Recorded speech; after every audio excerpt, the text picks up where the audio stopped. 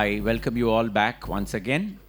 The first session of the 97th Annual Conference is by Dr. Arathi Rao, who is a familiar face to all of us at the Music Academy, having given several lecture demonstrations over here. A distinguished researcher, scholar, and teacher who is now with the Jain University in Bangalore. Dr. Arathi Rao received the Musicologist Award of the Music Academy in 2019. She will be speaking today on Professor R. Sathyanarayana's Karnataka Sangita Vahini. Over to you. Thank you very much. My namaskarams to Vidwan Shri Lalgudi GJR Krishnan sir, Mr. V. Shri Ram sir, and all the senior Vidwans, Vidushis and Gurus who are here. And thank you very much. I thank the Music Academy of Madras for giving me this opportunity to present my lecture today. As you all know, the subject is the Karnataka Sangita Vahini of Professor R. Sathyanarayana. When I took up this topic, I started preparing for it. I was very enthusiastic because this book has been with me for the last decade or so. I have been trying to read it throughout my PhD, throughout my academic journey. And even now, I don't think I have really understood many things in the book.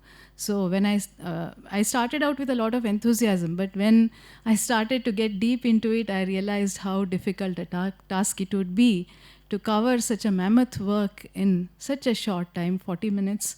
The reason I still persisted and I wanted to do this is I wanted to give an overview of this work. It is, I think, I consider Professor R. Sathyanarayana's magnum opus, and it has so many, very important discussions on musicological concepts. It is maybe unfortunate or fortunate, I would not know what to say, that it is in Kannada, which is a language which is not understood by all Indians. Certainly all Indian musicians and musicologists should know about the discussions that he has carried out in this book. So I hope that at least at some point there will be a translation, maybe a few years later, and more people will have access to all that Professor Sathyanarayana has to say. So as you all know, Professor R. Sathyanarayana, as he is known as in Karnataka, Rasa, he was a very eminent musicologist, a very senior scholar who has done enormous amount of work. And he was a dance scholar as well. He was a musicologist. He was a Sri Vidya Upasaka. And I don't want to talk much about him because this lecture is about his book. So I will confine myself to his book. This picture on the screen just gives you an overview of how fat the book is, how thick it is. It has about 800 odd pages. So 800 odd pages in 40 minutes is like around the world in 80 days. So let's see if I'm able to do any amount of justice to it. So this was published in 2000. So many years have passed since then. So more developments have happened. So whatever I'm going to be talking about now is exactly, I hope to reflect exactly what Professor Sathyanarayana has said about contemporary music as well as Indian historical music. So this is one statement that I wanted to start with.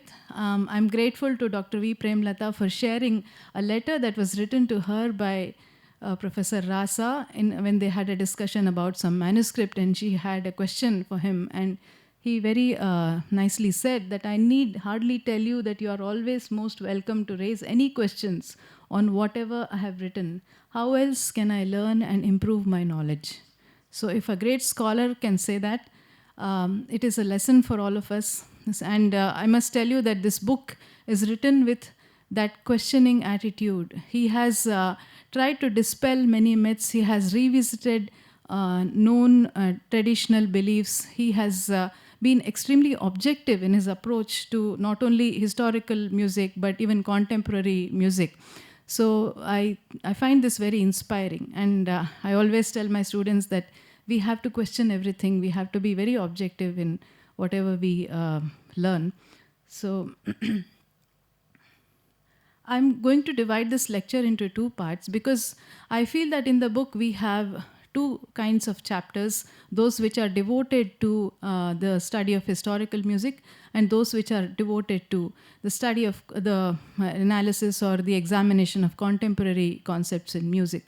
So the first part is dealing with Indian music history. This is entirely my division. The book does not have two sections like that. I just thought it would be more convenient and logical to do it this way.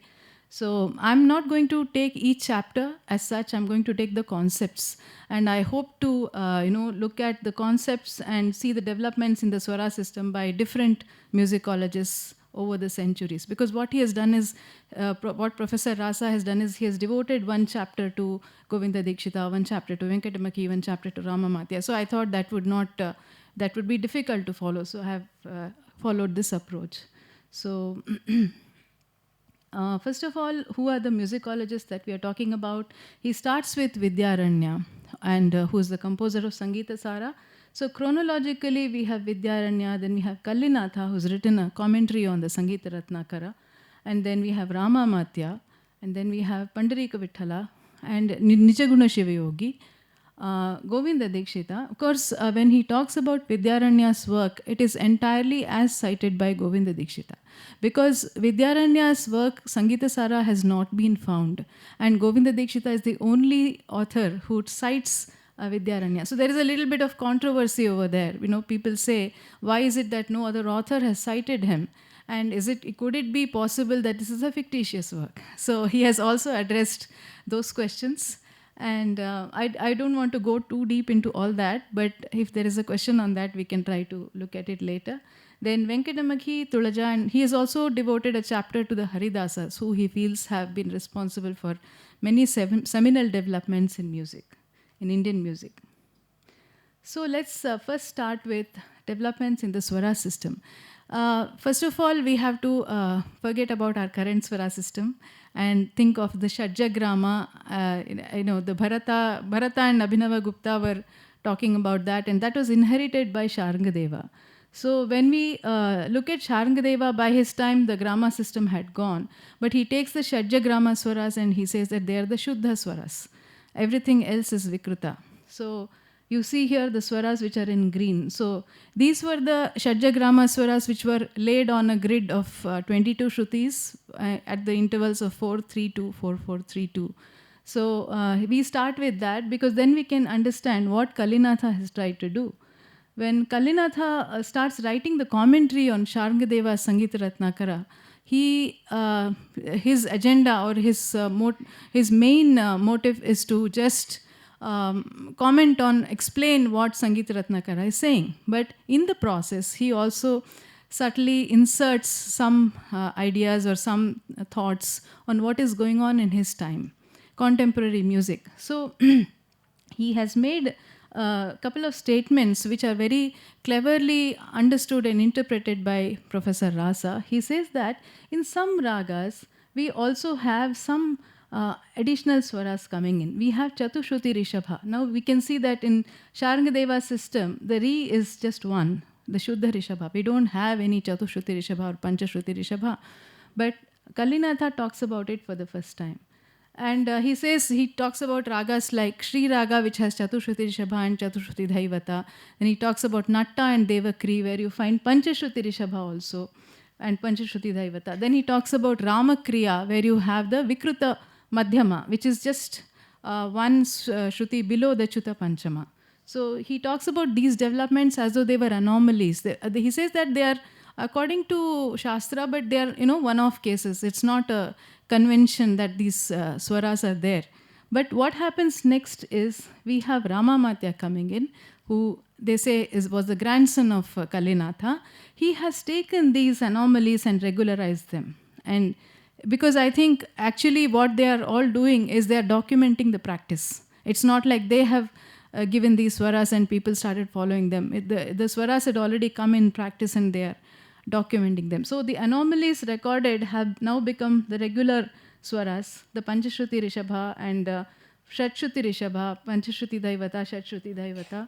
Then we also have the the overlapping swaras. Now, this is a very interesting concept that is documented by Rama Matya, which continues till this day in Carnatic music. We have the Shuddha Nishada overlapping with, today we say Chatushruti Dhaivata, those days it was the Panchashruti Dhaivata. Then Shatshruti Dhaivata overlaps with the Kaishiki Nishada. So this overlapping concept also was described by Rama Matya for the first time. The other thing which Rama Matya says is very interesting is that Shadja it cannot be changed. See, all the other authors, if you see, there is a Chuta Shadja, that is one Shruti less than the Shadja. So we have the concept of our Adhara Shadja coming in. And, because we are all so used to having the Adhara Shadja, we cannot even think of our music without that. But for the first time, it has been documented by Ramamatya. And that is why he says, okay, you had a swara called Chuta Shadja. What do you do with it? You make it a variety of Ni. You make it a variety of Nishada. And similarly, the Chuta Panchama becomes a variety of Madhyama. That is how we get our Pratimadhyama today. So these developments are some of the seminal developments in Indian music. Thanks to these musicologists, they have been documented. So Professor Rasa has beautifully written about all of these. What I'm telling you in a minute, I think he would have taken about 10 pages to explain that in beautiful Kannada. So then we have the next musicologist who he's written about is Pandarika Vithala. Now, Pandarika Vithala was a very interesting person. He was from the south.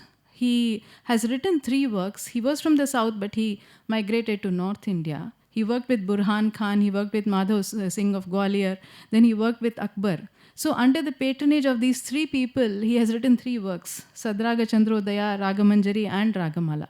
So in Sadraga Chandrodaya, he had the names that he has used are more familiar for South Indians, and the names of the ragas. And the Ragamanjari and Ragamala, the names will change slightly. We will look at that in a little bit. So what is interesting about Pandarika Vitthala's system, it's more or less like what Ramamatya has followed, but he has one extra swara, that is the Urdhva Gandhara. This Urdhva Gandhara is a very interesting swara because of, if we think of the raga Saranga, today we all know Saranga as a raga which has 2 madhyamas, right? But the Shuddha Madhyama was the Gandhara of Pandarika Vithala. It was the Urdhva Gandhara. So actually we started out with Urdhva Gandhara and the Varali, the Lagu Panchama Madhyama. Today we have made it as Shuddha Madhyama and Pratimadhyama. And later on an Antara Gandhara also got added to it. In fact, Saranga in the Hindustani system, we have the what they call Shuddha Sarang. So can you just play that audio? Second.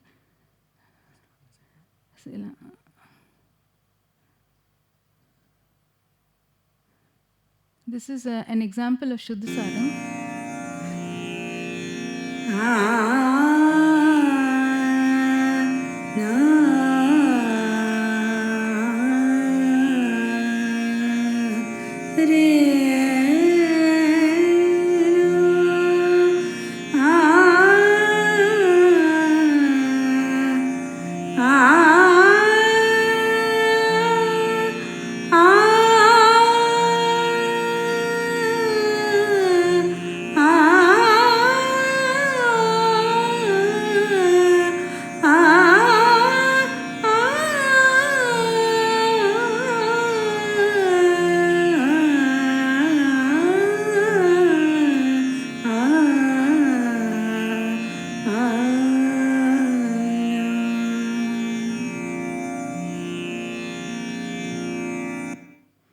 Okay, so that was Shuddha Sarang in the Haveli tradition of Hindustani music. And we see that Shuddha Madhyama very prominently, which was the Urdhva Gandhara.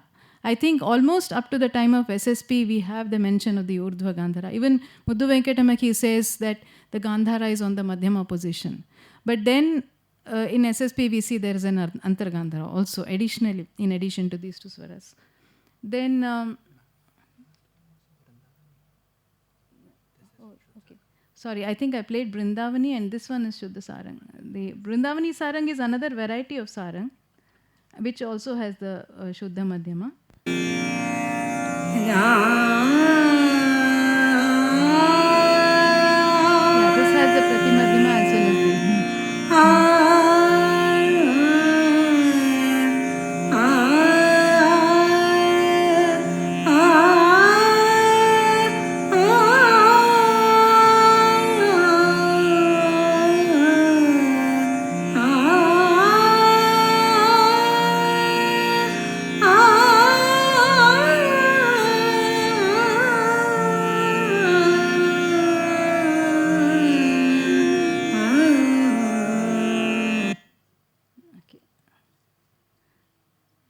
So we see how the Shuddha Madhyama has become the Urdhva Gandhara. Then next we have Venkatamakhi's system. So what Venkatamaki does is he simplifies the Gandharas. He removes the Chuta Madhyama and he makes that as Antara Gandhara. So in effect today we have only Sadharana Gandhara and Antara Gandhara as two extra Gandharas. Then we have Kakali Nishada and Kaishiki Nishada. We don't have a Chuta Shadja Nishada and a Chuta Madhyama Gandhara. So he has given us the system that we are using today. The only difference is he has a Panchashruti Rishabha, whereas we are using a Chatushruti Rishabha. Maybe we are calling it by the wrong name. And maybe this is what we are actually using. And Varali Madhyama is called Prati Madhyama of today. So this is the basis for the 72 Melakarta system that came up later. Then we look at the Mela system. Now, Govinda Dikshita says that that Vidyaranya is the first person to give the Mela system. There is of course, since there is a controversy about whether Vidyaranya's work really existed, we do not know. We have not seen the work in its entirety. But Govinda Dikshita cites 15 Melas, out of which Hejuji is a very interesting Mela which seems to have come from Persian music. Hijaz is what it's called. And then Mukhari is the equivalent of modern Kanakangi. And we see that even in SSP, Shuddha Mukhari is there. So he talks about, these are only two Melas. There are many other Melas that he talks about, like Gurjari. Then Ramamatya talks about 20 Melas. So Ramamatya has described the Chuta Madhyama Gandhara and the Antara Gandhara and the Chuta Shadja Nishada and the Kakali Nishada. But when he talks about the Mela system, he says that there are two political parties. One group does not believe that Chuta Shadja Nishada and Kakali Nishada are the same. And the other group believes that they are the same. So based on that, you can remove 5 Melas from the list. So that is what Ramamatya is saying. And the other thing is, when we look at the Veena, we will find that there is only one fret which has to be shared by the two swaras. So we'll look at that presently. But the basic idea behind the Mela system for these two people is, Melas were a group of ragas. They were not computed artificially using a formula. They were just grouping ragas which were similar and giving the name of the Mela. And the name of the Mela was given using the raga which was the most prominent one. It was not that it has to be a Sampurna or anything like that. You can have a Mela named Hindola, for example. So, because Hindola is a prominent raga of those days. Then when we come to Pandarika Vithala, we see the calculation has started. He computes 90 Melas. So if you have one extra Gandhara, if we look at the 72 Melakarta system, we can compute 72 plus 18, we get 90. So that's what he has done. But he is sensible enough to say that I don't need all the 90 Melas for the music of those days. So he describes only 19 Melas, not 19. And he, in his other works, Ragamanjari and Ragamala, he describes 20 Melas. And in Ragamala, he describes the families of ragas, Raga, Ragini, Putra, Putravadhu, etc. And what is interesting is Todi and Saranga have become Melas for him. As you know, Ramamatya was not too fond of Todi. Says that it's meant for, Turushka Todi, it's meant for Muslims. And even Kalyani, he doesn't like all that much. So Pandarika Vithala is the first person to make Todi as a Mela. And then Venkatamaki also, he computes 72 Melas, but he's also sensible enough to say that only 19 Melas are adequate for the music of those days. And he has interesting Melas like Pantuvarali, which is the Shubha Pantuvarali of today, and Shuddha Ramakriya. Then Tulaja largely follows Venkatamaki's system, but he describes 19 Melas. There are some differences between what he has said and what Venkatamaki has said. But the main thing that we see in this Mela system is that artificially they are trying to compute the combinations and come up with scales that could be the Melas. So that was a different approach as compared to Ramamatya and Vidyaranya. Then when we come to the development in the raga system, we find many ragas have been described in interesting ways. Vidyaranya has tried to integrate the old Grama ragas into the system. That is the observation made by Professor Rasa Sathyanarayana. That is, Shuddha Sadharita is the equivalent of Mayamala Vagola, our present day Mayamala Vagola. And Shadjagrama Raga is the Kanakangi equivalent, which is called Mukhari. And Madhyamadi is the equivalent of present-day Madhyamavati. So the old Grama Raga system has not been done away with. It has been integrated into the new system by Vidyaranya. So that is the observation that Professor Rasa makes. And Kalinatha, as I said, very cleverly he describes certain changes in ragas like Sri Raganatta, Devakri and so on, which in fact leads to a very big change in the Swara system. Then Ramamatya is he has this classification of Uttama, Madhyama, Adhama ragas based on whether they are suitable for Gita, Prabandha, etc. So even today we have some kind of a classification of ragas. What is good for a Manodharma, what is good for a Sabha Kacheri, what is good for a wedding Kacheri, etc. So there was some system of classification which was given by Ramamatya. And Pandarika Vithala, interestingly, gives names of ragas with their Persian mode equivalents. So that is very interesting. So you can see Dhanasi is the equivalent of Iraq. And also the other thing is, in the 3 different texts, he uses different names. Todi becomes Todi, and Abhiri becomes Aheri. Then Vibhas is the equivalent of Bangala, etc. So I think the North Indian influence is seen there.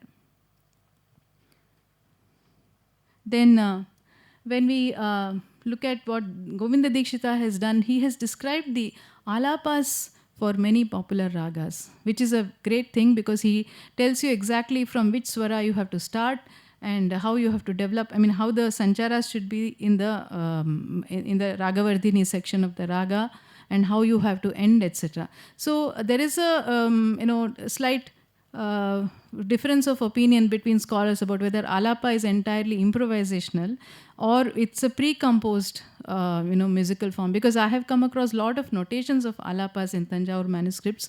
It is not known whether they were guidelines or they were meant to be learnt and performed as they were. So he has given many alapas with the rules, and I have found notations corresponding to that in Tanjore manuscripts. Then Venkatamaki has described many Deshi ragas that have newly entered South Indian music like Kalyani and Pantuvarali.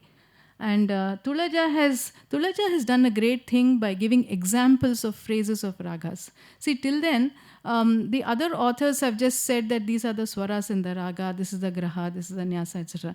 But Tulaja actually gives you phrases of examples of songs. And then these phrases, some of them I have been able to trace in my Suladi project. And my student K. Srilata, who's worked on Prabandhas, she has been able to find many examples of these phrases in some of the Prabandha notations.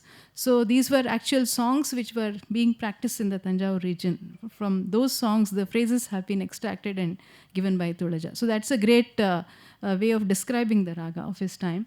Then Nijaguna Shivogi he was a chieftain in the region of Kollegal who later became saint, and he has authored works like Viveka Chintamani and Kaivalya Paddhati. So he has described Grama Ragas, Raganga Ragas, then Batis Ragas. I had earlier talked about Batis Raga in my previous lecture. So this Batis Raga system seems to be a favorite of many composers, the Haridasas, the Veerashaivas, as well as others. So he talks about that system. Then he talks about, they say Mitra, but is it Mishra or Mitra is not clear. A set of ragas, then Shuddha, Mishra, Sankirna, that's a classification given by him. Then when we look at the different kinds of musical forms that are there, we see Pandarika Vithala, who has given Alapti, then he has described Prabandhas in great detail, the classification of Prabandhas. He has talked about Vadya Prabandhas also. Then Govinda Dikshita has given descriptions of exactly how alapas and thayas should be. And in the Prabandha chapter, he has tried to copy Sangita Ratnakara. Then Venkatamaki has described alapa, thaya, Gita and Prabandha. Those are the Chaturdandi for him, the 4 pillars of music. And he has for the first time distinguished between Gita and Prabandha. The Gita is formerly what was known as Salaga Suda Prabandha. And that he gives the description of each of these musical forms. Then Tulaja describes Prabandhas, he tries to follow Sangita Ratnakara in many things, so he describes them. But one thing that differently that he does is, he takes a Salagasuda Prabandha, a description, and tries to equate that with the example of a Suladi. And that Suladi is by Purandar Dasa. In fact, he gives the name of the Suladi, Hasugala Kareva Dhvani, and he gives the name of the author, and he describes that Suladi and says that it is equivalent to Salagasuda Prabandha. And he gives many phrases, as I said, from songs, Suladi's Gita, Prabandha, Alapat, Thaya, Daru, Pada, Varna, etc. Songs which were popular in his time.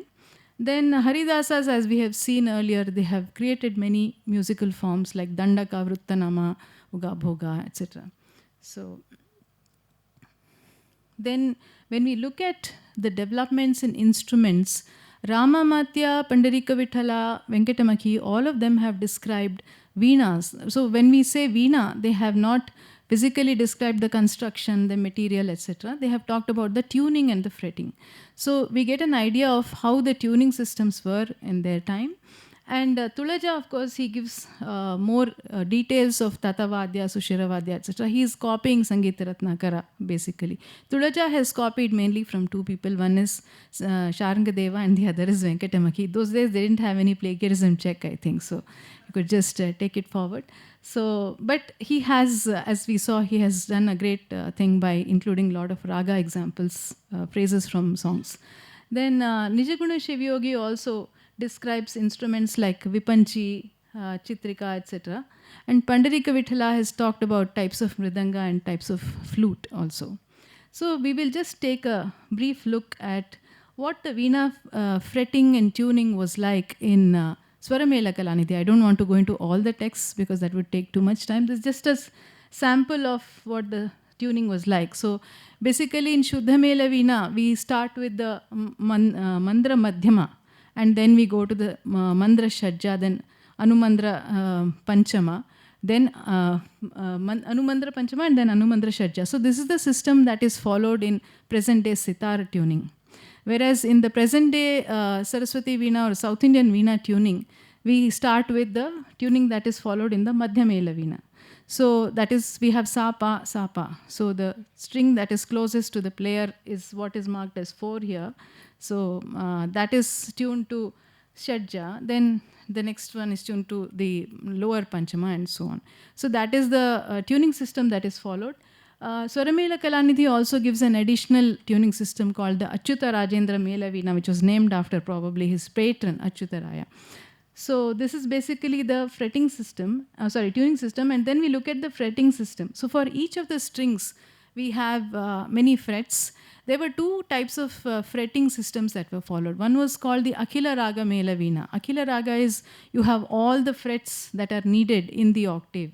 So you can play any raga. It is something like our South Indian Veena. You can keep switching between ragas, you can play raga malikas, etc. Whereas in the sitar, we see that the frets are movable. So we don't have all the frets, all the swarasthanas of the octave.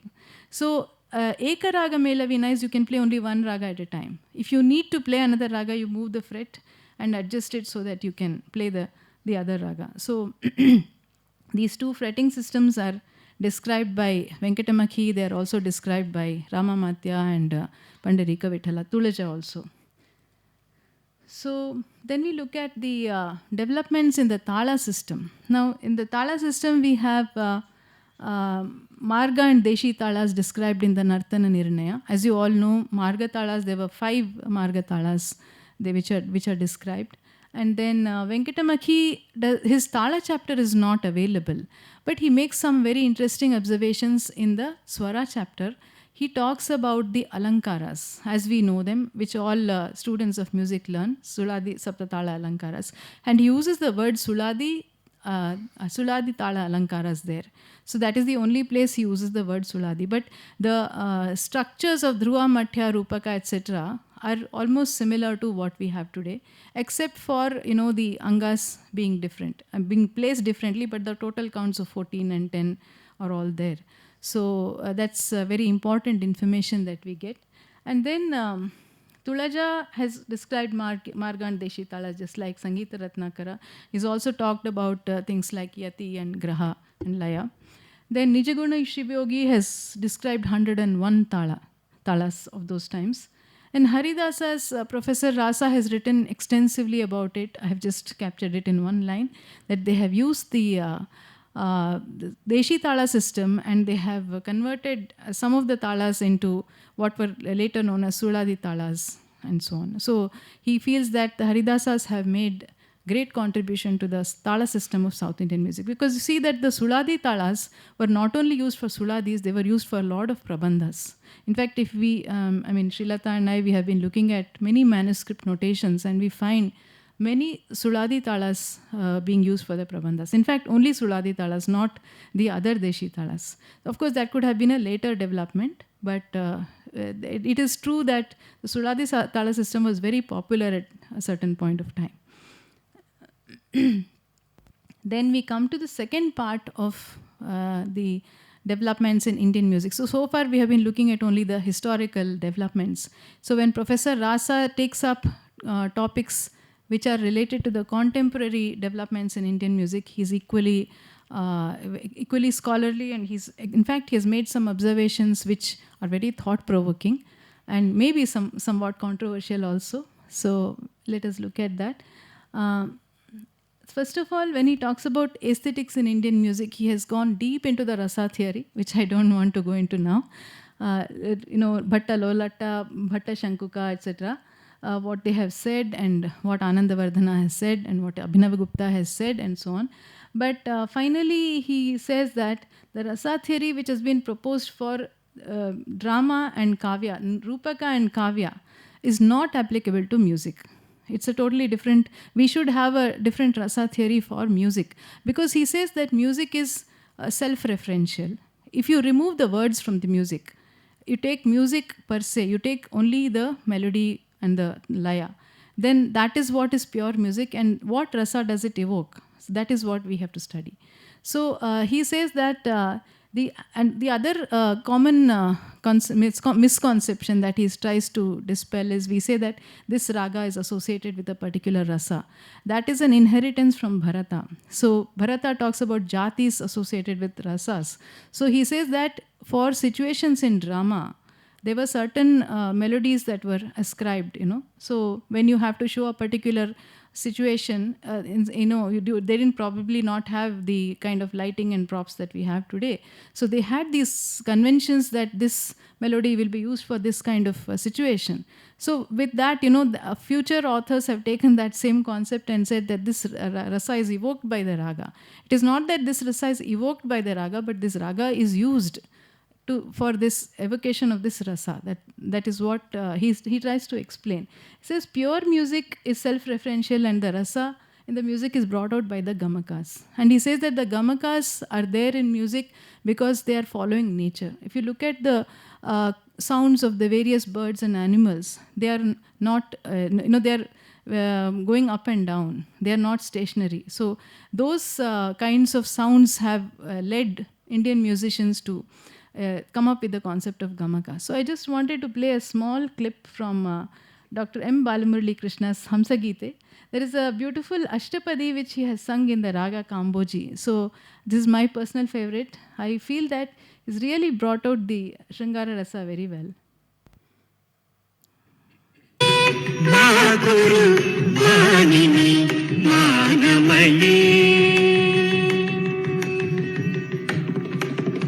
ಮೃದುನಲಿನೀದಳ ಶೀತಲ ಶಯನೆ ಹರಿಮವಲೋಕಯ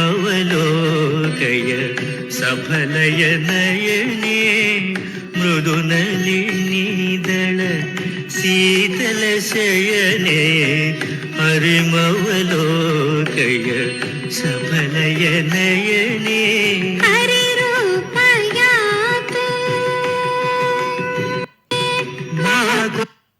So when he sings the Mrudunalini Dala, the way he gives that gamaka, I feel, is a very beautiful way of bringing out that bhava.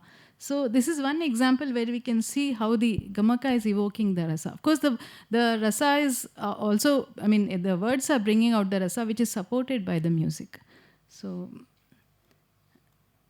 next we come to Kavya Vachana. Kavya Vachana, or Gamaka as it is known in Karnataka, is an art form which is practiced today in the form of both narration as well as music. So we have the gamakis. The gamaki is the person who sings the songs, who sings the kavya, and the narrator first explains the context, he explains the story, and then the gamaki will sing the kavya according to the story. So we have two veterans, Sri Hoshalli Keshavamurthy and Mathur Krishnamurthy on the screen, who are very senior scholars who used to practice Kavya Vachana.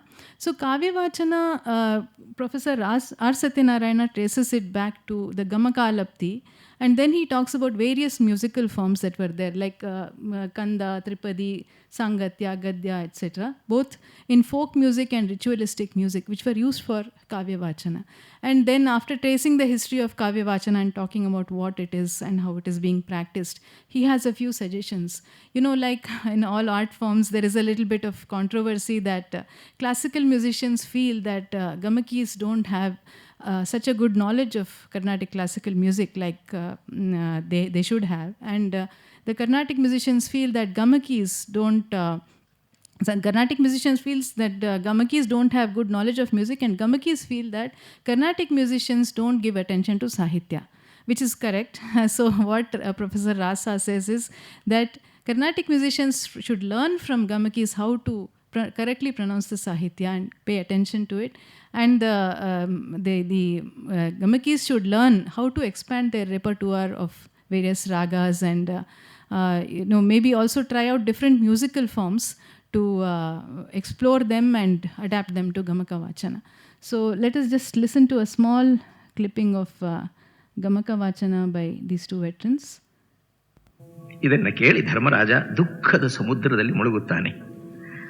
ತಂದೆಯವರಿಗೂ ಇಂದ್ರನ ಆ ಸ್ಥಾನದಲ್ಲಿ ಜಾಗ ಸಿಗುವಂತೆ ಆಗಲು ನಾ ಏನು ಮಾಡಬೇಕು ಸ್ವಾಮಿ ಎಂದು ಕೇಳುತ್ತಾನೆ. ರಾಜಸೂಯ ಯಾಗ ಮಾಡಿದರೆ ನಿನ್ನ ತಂದೆಯು ಆ ಮಹೇಶ್ವರರ ಪಂಕ್ತಿಯಲ್ಲಿ ಕೂರುತ್ತಾನೆ ಎನ್ನುತ್ತಾರೆ ನಾರದರು. ನಾರದರ ಈ ಮಾತು ಧರ್ಮರಾಜನ ಮೇಲೆ ಏನು ಪರಿಣಾಮ ಬೀರಿತು ಎಂಬುದನ್ನು ಕವಿ ನಾರಣಪ್ಪ ನಮ್ಮ ಮುಂದೆ ಹೇಗೆ ತೋರಿಸುತ್ತಿದ್ದಾನೆ ನೋಡಿ. ಮುನಿಯ ಮಾತಿನ ಬಲೆಗೆ ಸಿಲುಕಿತು ಜನಪತಿಯ ಚೈತನ್ಯ ಮೃಗವು,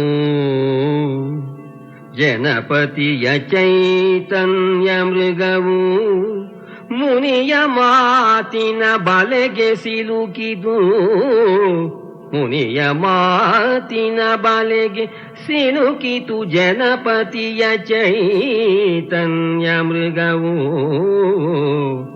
ಈತನ ವಚೋ ವರುಷದಲ್ಲಿ ನೆನೆದವು ಕರಣ ವೃತ್ತಿಗಳು. So that was a very small bit of Kavya Vachana. Then we come to Sugama Sangita. Sugama Sangita started out as Kannada Gite in the early part of the 20th century. Not very early, but I think in the 40s and 50s, started out as Kannada Gite. So the people who started Sugama Sangita were trained classical musicians.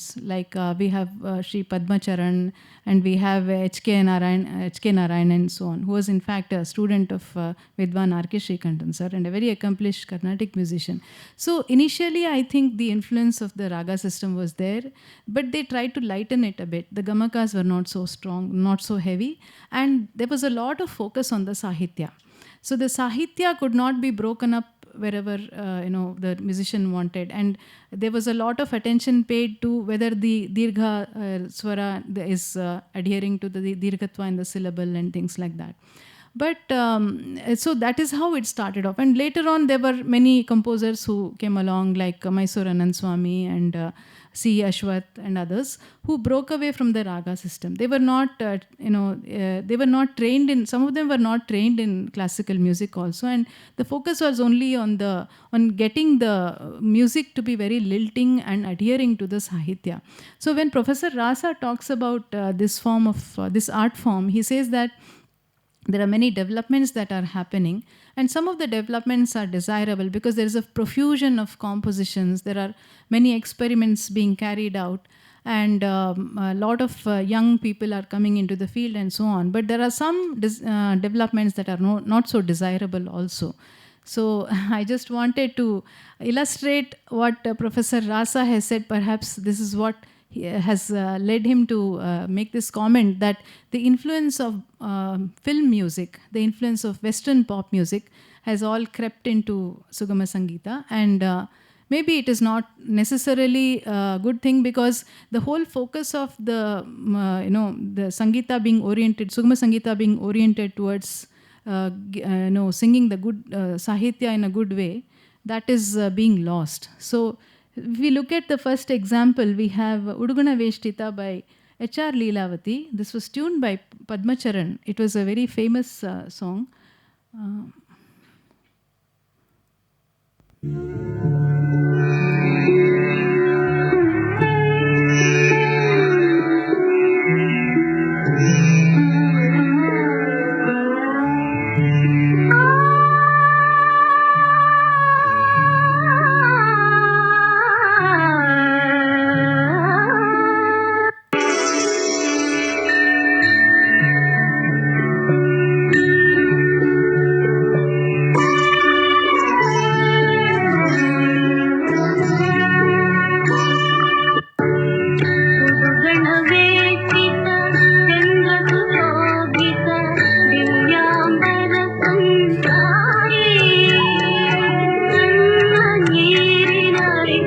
So that was Udugana Veshtita. Now you listen to Mysore Anand Swami singing.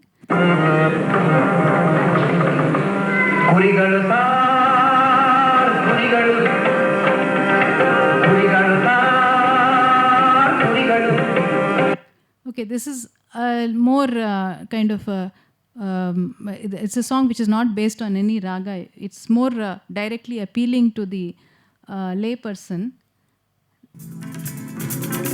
This is the latest.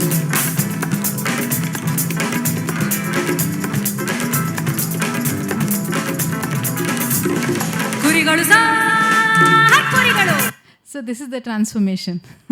You have from the classical base, you gradually see that we have broken away from the raga system, and now we have come to this.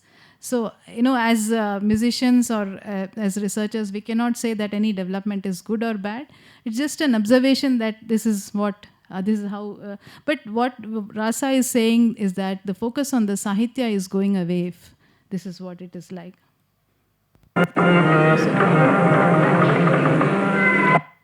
Oh, sorry.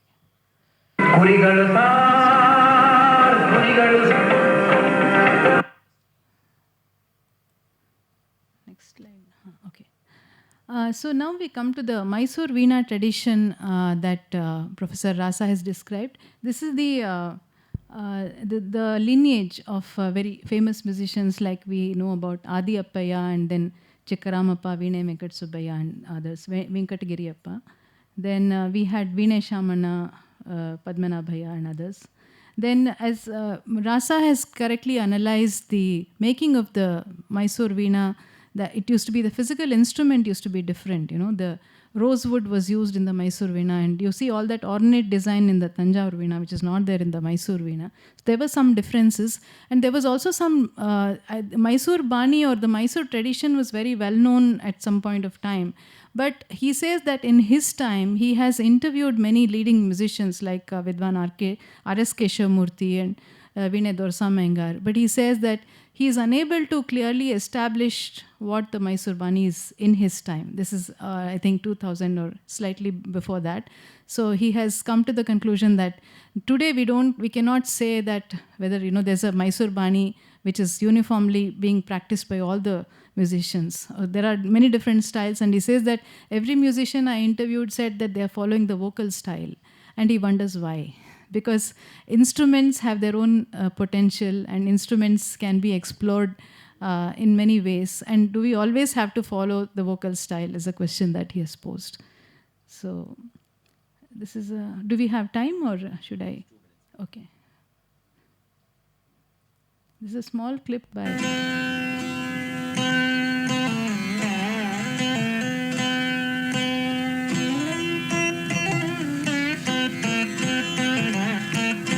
So this was Veena Dorsamangar. Then he talks about the present day Carnatic music concert trends, the present day meaning in his time. and he talks about the various musical forms. He talks about how Ragatana Pallavi should be presented, how Tanyavartanam should be presented, and he has made some observations, and he has a suggestion that the musicians should try to make their music more appealing to the audience. We always say that the audience does not understand, whereas we have to try, and the audiences should also be educated, and they should also try to become more refined and better audiences. Then coming to the Carnatic music pedagogy, he has some observations. He says that institutions should put formal systems in place to have group learning as well as individual learning, which is very important. Then I'm just quickly going over the points because I think we are running out of time. Then he also has something to say about music therapy. He says music therapy has a very long history. You can trace it back from right from the times of Aristotle and Plato, and even in Arabia, Ibn Sina and others have talked about music therapy, about healing through music. Whether they were mainly talking about mental disorders or physical disorders is not known.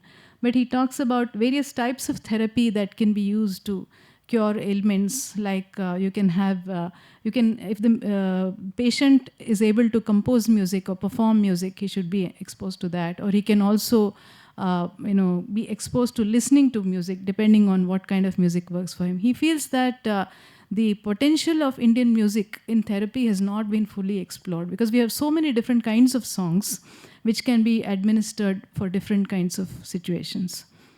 So with that, I come to the end of my lecture. My acknowledgements are due to all the people who prepared, all my students and my colleague Dr. Uma Kumar, and my PhD scholars K. Srilata Sugnandani, who's sitting right here, Chaitra Sontake, my MPA student Vipanchi Raghuram, and all my students, about 15 of them are here today, and all of them because they have made me think and try to understand many concepts. So thank you very much.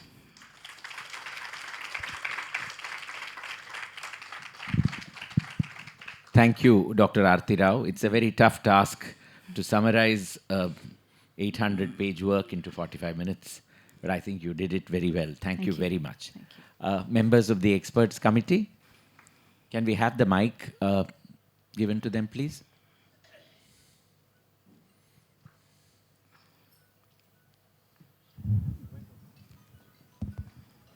Can the people with cell phone on volume please put it in silent mode?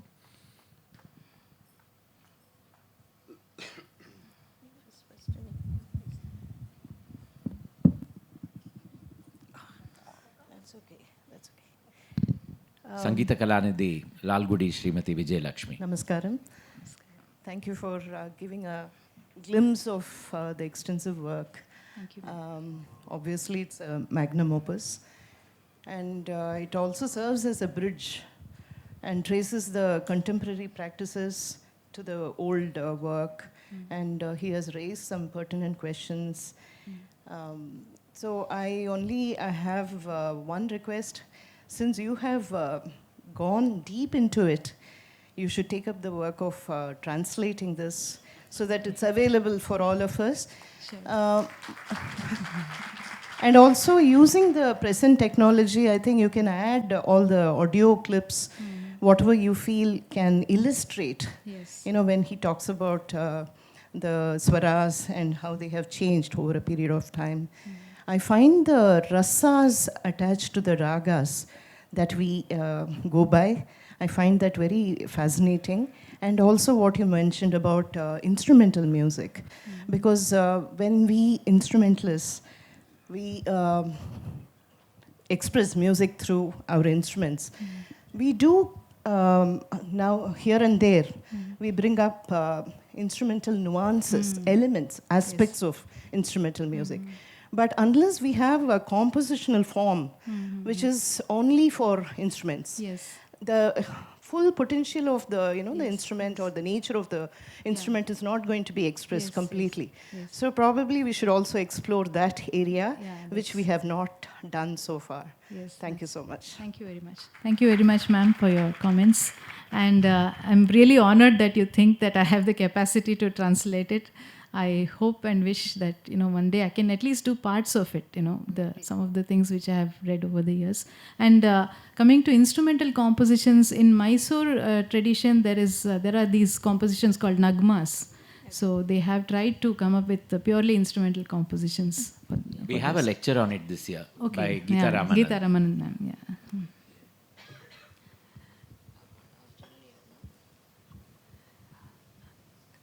Sangita Kala Acharya, Dr. Rita Rajan. Namaskaram. Namaskaram. Such a wonderful presentation. Thank you very much. As rightly Vijay Lakshmi said, you have to translate this into English. Can I sit and talk, please? Yes. Then, I'm just going back certain technical questions. Yeah. You said Shadja became an Achala Swara. No? Then why should we give the Shruti numbers now 432, 4432? This 432, 4432 was inherited from Bharata's time. Yes. It continued almost up to Sangraha Chudamani. Sangraha Chudamani, I think the first time they made it start on the first position. I feel, this is my understanding, that probably the tuning of the Veena in Bharata's time was such that the fourth position was assigned to the Shadja. The fourth Shruti was assigned to the Shadja. That could have been the reason why it was assigned to 4 and not to 1. I just wondered, should we continue with 4 for Shadjan? In Ramavatya's time, actually, it doesn't make sense to continue with. I think it is just a tradition that he has inherited and he just wants followed. to. Yeah. So I think, as far as I know, only Govindacharya has made the deviation and kept it as the first Shruti position. Yeah. Thank you. Then Urdhva Gandhara, you said regarding Saranga. Yes. So sometimes Sudhamadhima also takes place. Isn't it along with Pratimadhima? That's what you say?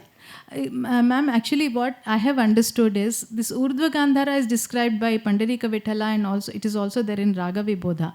So those days it was only Urdhva Gandhara and the Vikruta Madhyama. The Shuddha Madhyama was not there.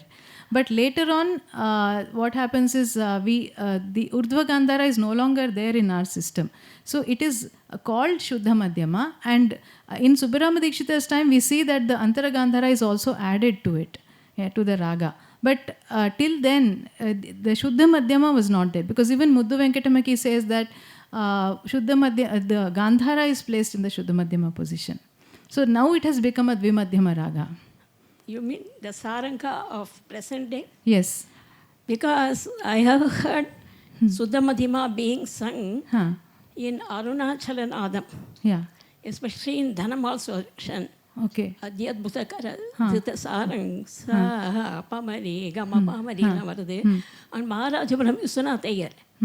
அவரை வந்து நீ வாட நேகான் அப்படிதான் பாடுவார். So that oral tradition that has continued. That's what I feel. Okay.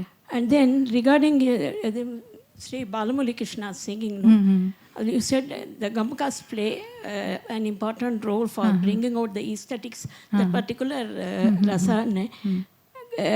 Gamaka mattu illama the accent also, the way you pronounce, the enunciation, yes, and also your voice production. Yes, yes, all those things. You are absolutely right. Absolutely, I've heard many songs sung by Mohammad Rafi. The duet, the love songs, they change their voice in such a way that it suits that particular mood. Even the enunciation of the syllables. Yes. And then regarding the Mysore Veena Bani, I have heard that it had a lot, some influence of the band, no? Mysore band. Yes, Mysore band, you're right. Yes, because Nalvadi Krishnaraja Vodiyar and they had lot of musicians coming from all over the country, Western bands as well as Hindustani musicians. So that had some reflection on the Mysore Veena Bani. Yeah, all the Dhatu Swaras that they play. Yes. And also Veena Seshanas, many Tilanas. Yes, absolutely. Yes. Thank you, Amma. Thank you very much. Good. Thank you very much.